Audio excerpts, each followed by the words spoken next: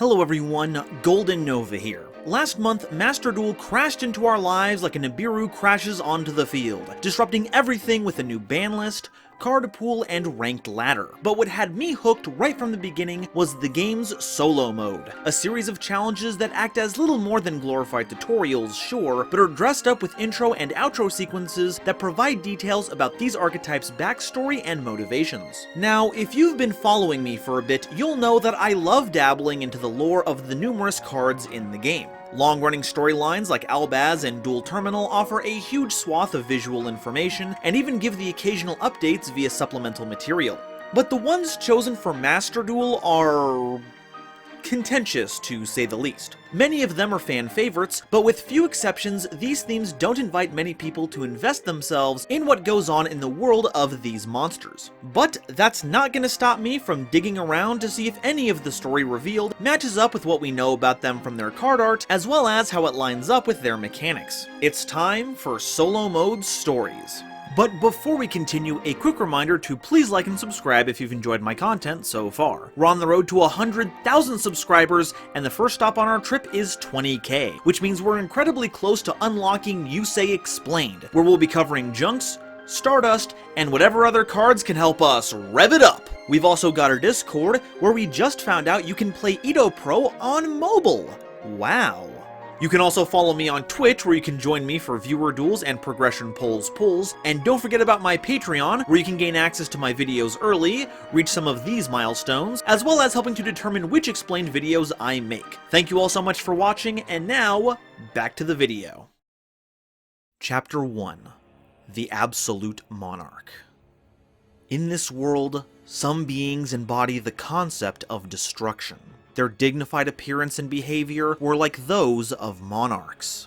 No one knew for what purpose the monarchs sought the destruction of the world. They wield their paranormal powers and reduce everything in their sight to nothingness. Thunder booms before them and trees turn brittle. They boil the mountains and crack the earth. They conjure storms and submerge all into unfathomable darkness. The world steeped in turmoil and rage, subsumed by violence. And when there is nothing more to destroy, they move to the next land, searching for further destruction. All that witness this great destruction shudder in fear. It is the fate of any unfortunate enough to be in their path to disappear in an instant. And among the destroyers of this world, there is an Alpha. Its overwhelming power of intimidation lays other destroyers prone, and it possesses untold strength. Erebus, the Underworld Monarch. Erebus, the Underworld Monarch, sits on his throne in the darkest of darkness, looking on at the destruction of the world as if it were the most natural thing. The advances of the monarchs who embody the very concept of destruction continues. How many countless worlds have they destroyed? Lightning storms, blizzards, lava, and seismic catastrophe, all manners of destruction assail the world. As they advance, the monarchs grow ever stronger, perpetually pushing the boundaries of destruction. Their power defiles all matter equally. There is no way to discern whether or not the monarchs are aware of what they destroy. They advance thoroughly, expunging all that enters their fields of vision, no matter the scenery. However, in a land reduced to rubble, from the heavens descends a creator, Aether, the Heavenly Monarch. A savior descended, as if a miracle, to a land awaiting its destruction. Whether this creator could be counted as one of the monarchs is unknown. The ground in which the creator has landed slowly begins to revive. A day will surely come when this land, regenerated by the creator, will be destroyed again. Nonetheless, with no reward, Aether, the Heavenly Monarch, fills this ruined world with the light of rebirth. So that's a bit to take in, but does any of it line up with the cards we know and love? Yeah, I'd say so. Without context, the individual monsters just look imposing, but they aren't doing anything to anyone. In fact, they could have easily just been separate rulers of their own domains, and we'd never know they were part of some collective force of destruction. But the art for March of the Monarchs is very imposing, and does have the ruins of a city in the background. It also shows how the Mega Monarchs came to be, gaining power as they rampaged through the lands. It's also interesting to see that Aether fulfills a complementary, but not confrontational role to Erebus. Sure, they come along and restore the world after the Monarchs have had their run of the place, but it sounds like they never really take measures to stop Erebus. Another visual that points this out is Pantheism of the Monarchs, showing Erebus and Aether with the worlds they've brought into being. But I think it's interesting that when Aether restores, they don't bring it back like it used to be. They don't bring the civilization back from the brink, they promote the growth of natural life. The buildings are still ruined, but they're covered in vegetation. It kind of parallels what happens when a cataclysmic volcano does a lot of damage to the environment in the short term, but the massive upheaval of Earth can provide fresh soil for future plant life to flourish. This leads me to believe that Aether and Erebus aren't actually on opposing sides.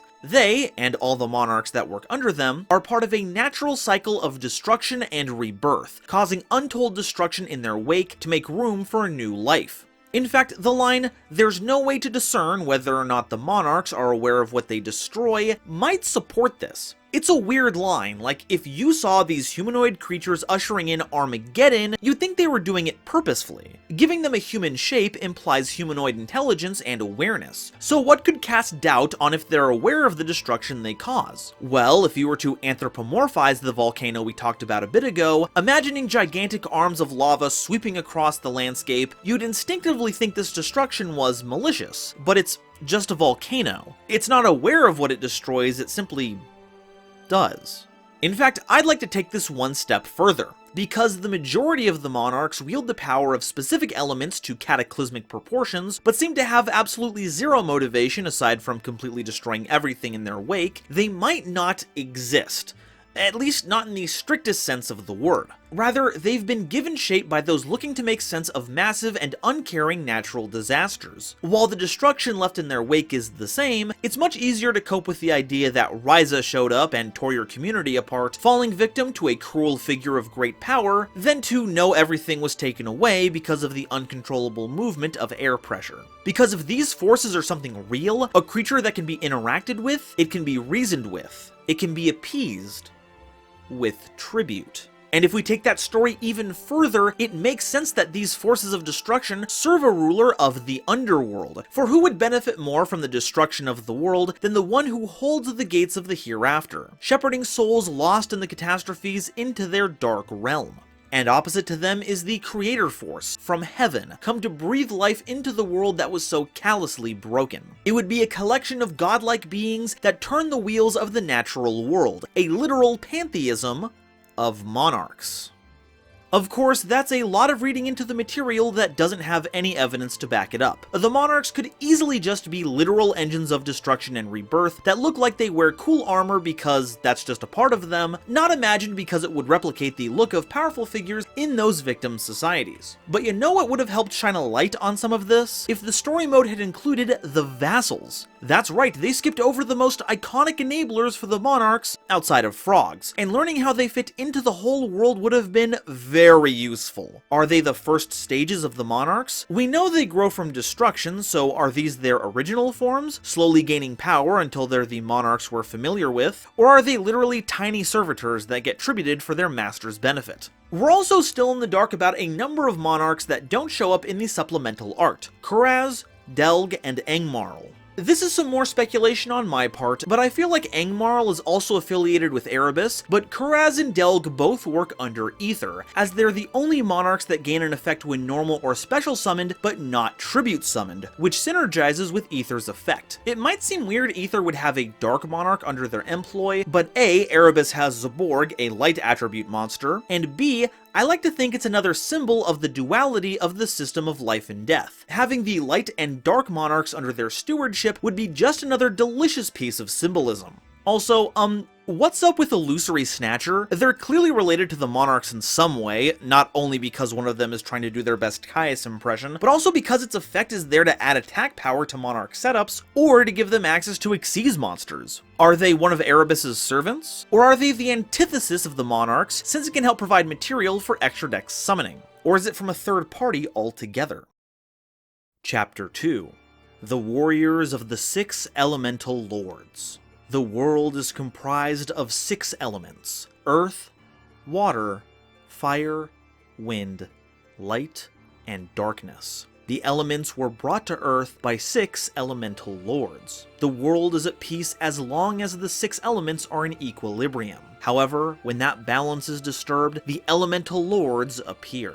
When the elemental lords' physical forms have increased in density enough to be seen by humans, disaster occurs. The elemental lords have appeared numerous times, causing natural disasters throughout the world. The ancients built temples to calm these recurring natural disasters. People prayed continuously, but the elemental lords did not possess the capacity to answer those prayers. However, the people's desperate prayers would be answered miraculously after hundreds of years. Another power that had nothing to do with the elemental lords may have taken pity on them. The elemental lords chose a handful of humans. They were called the Elementsabers. They served the elemental lords and maintained the order of the elements.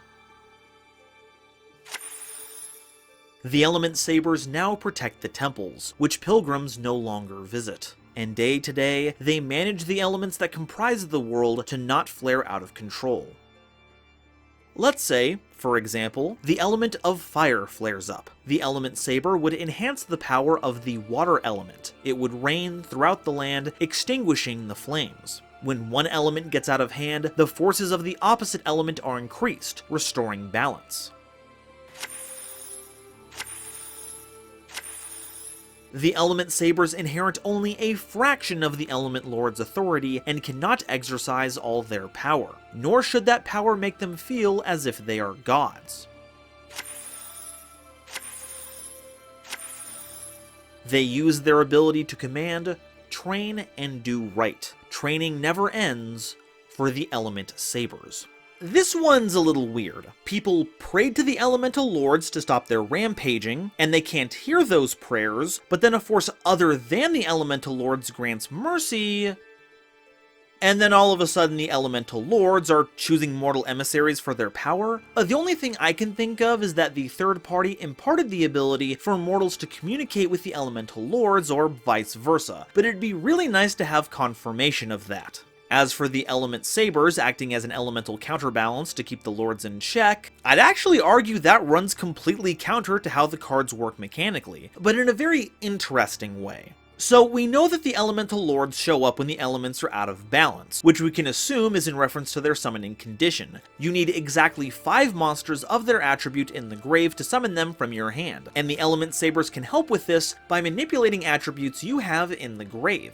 But something feels off. Having an exact number of attributes in grave could be the idea of needing balance, but we know quite definitively that balance keeps the elemental lords at bay, not summons them. So that would mean that the 5 attribute requirement is the element being out of balance, which feels completely at odds with the Elementsaber's mission. One could argue that they're calling upon the lords in a time of need, that need being the lowering of your opponent's life points, but that's another contradiction with the lore provided. They don't use this power for personal gain to achieve their goals. So at this point, I've gotta say that the lore provided for Element Lords and Elementsabers is a complete flop. The only thing that might be a missing piece would be an explanation in Hawaiian folklore. The names of all the Elementsabers are Hawaiian, and they relate to their element in some way. Aina is land, Lapa'uila is lightning bolt, Makani is wind, Malo'o is fire, so that's slightly different, Malehu is dusk or twilight, and Nalu is wave. So unless they took those names purely for how they sounded, there's some kind of Hawaiian connection here. But when trying to research, I couldn't find anything that would shed light on the relation between the Element Lords and Elementsabers. If there's anyone watching that's knowledgeable about Hawaiian or Polynesian culture that can shed some light on all of this, or confirm that it really is just a surface level connection, please share in the comments below. I'd love to hear about it. In fact, I'd also like to hear your thoughts on the Monarch story as well. After all, I'm sure there's something I've overlooked, one of which being I don't know the differences between what's translated and the original. So if you have any knowledge about that, or any other insights I might have skipped over, please feel free to share those as well. And if you haven't already, please make sure to like this video to show your support, subscribe so you don't miss an episode of Solo Mode Stories, and share this video with someone you know who loves Yu-Gi-Oh! Lore. It really does a lot to help me out. Today's episode was brought to you by my lovely patrons, including this month's Nebula Navigators Adam Zagidel, Benjamin Meisner, Eric, Genesis Yu-Gi-Oh!, Gloomba331, Howling Zangetsu, John Manji, Panther J, Shooting Star 3300, Sun Sorrow, The Wizard Moose and the Fresh Prince of Conair, Cosmic Crusaders, Bear Sharktopus Studios, Serb, Chaz Ghost, Colin Todd, Manga Pages, RGS and the Legendary Raven, as well as the wonderful Starlight Explorers you see on screen now. If you'd like to see my episodes early, as well as be a part of these credits, make sure to check out my YouTube membership or Patreon links in the description to see if I have anything you'd like on offer. And if you'd like to hear more about the lore of Yu-Gi-Oh cards, check out this playlist of my series covering the Duel Terminal storyline. And if you want to see two Yu-Gi tubers going at it, check out Noah Jenk and I's latest series, Progression Polls, where your voice shapes the format. Thank you all so much for watching, and I'll see you next time. Bye-bye.